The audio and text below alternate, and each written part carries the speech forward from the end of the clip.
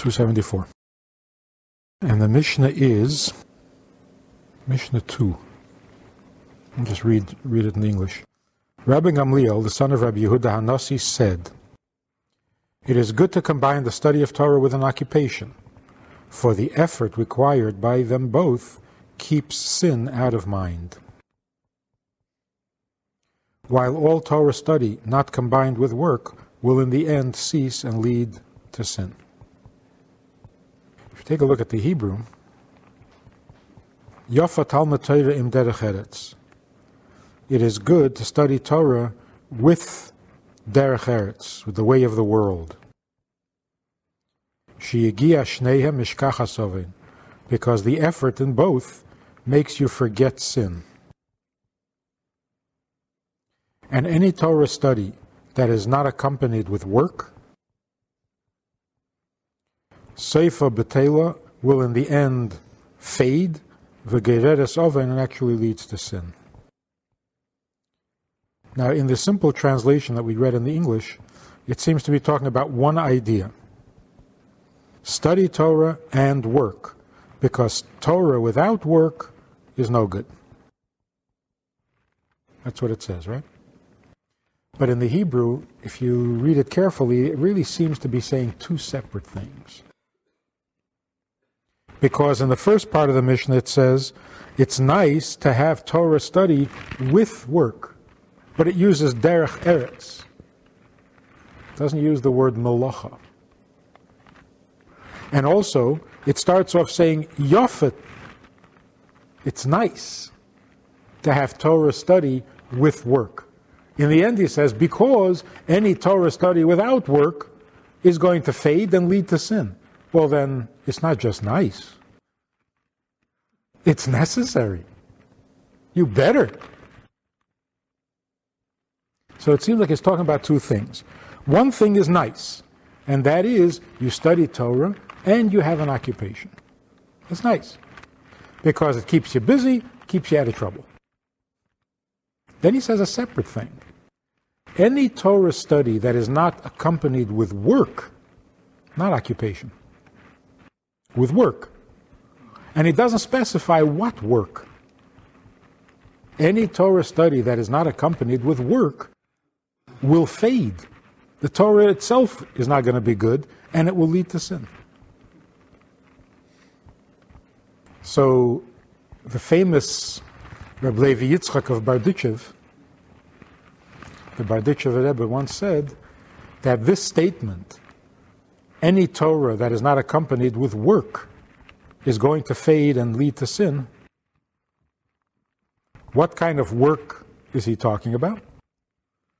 He's talking about the effort expended in helping a fellow Jew. Which is, if you study Torah, but you don't love your fellow Jew, it's not Torah, it's going to disappear, and it's going to lead to sin. Instead of good things, it's going to lead to bad things. Question is, where do we find that loving your fellow Jew is called work? How does the word melacha refer to or even suggest or hint at loving your fellow Jew? Why is that work? It may be difficult, but where is it called work? There's a verse in Tehillim where King David says that those who go down to the sea in ships and do their work in the mighty waters, they see the greatness of God. From this, the Gemara derives that if a person goes down to the sea in a ship and comes home safely, he has to make a blessing. It's one of the 4 occasions when you have to thank God for saving your life. When a person was seriously ill, if a person was in jail, if a person went through the desert and survived, or if he crossed the ocean and survived. And it's derived from this verse that those who go down to the ocean in ships, they see the greatness of God, and therefore they have to express their gratitude. But the verse says specifically, those who go down to the sea in ships and do their work in mighty waters. Talking about sailors or fishermen or whatever. So what work do they do? Well, whatever. Whatever their job is on the ship. The Baal Shem Tov said that there's a mystical meaning to this. Coming down is always a reference to the soul being born. Because the soul comes from the highest of high, from the heaven of heavens, and it comes down to this lowest physical world. So when it says, those who go down to the ocean,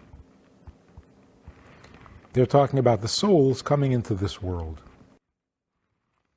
Among the souls that come into this world, there are two types, or two missions. There's one soul that comes down in the ship, and there's another soul that comes down in the water itself. Those souls that come down to the ocean, to the sea, which means this world, but in ships, that refers to people who are born in a holy environment with a support system. They grow up surrounded by Torah, by holiness. They're in a ship.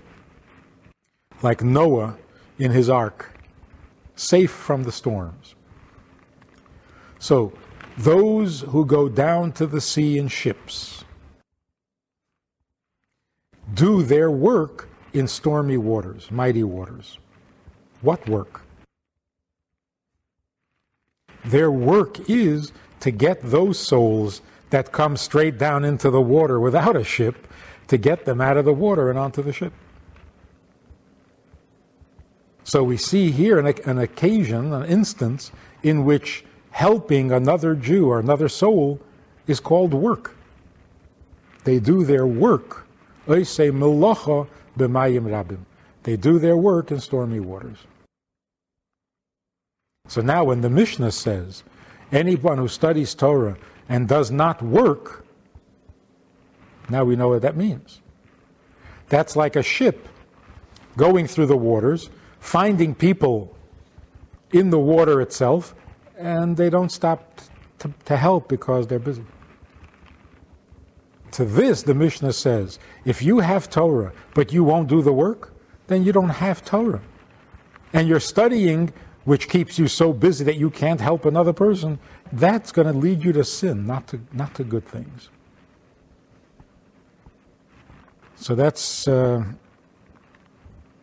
Hasidic insight to that particular Mishnah.